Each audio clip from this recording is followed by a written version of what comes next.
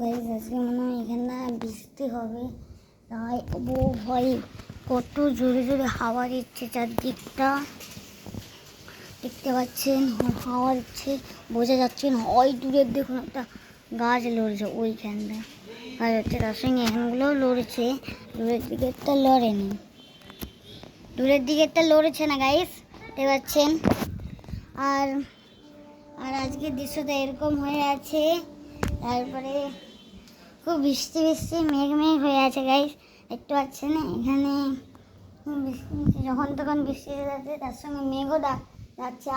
কি সুন্দর হাওয়া দিচ্ছে আজকে গাইস। আর এই দেখুন কত গাছপালা রয়েছে।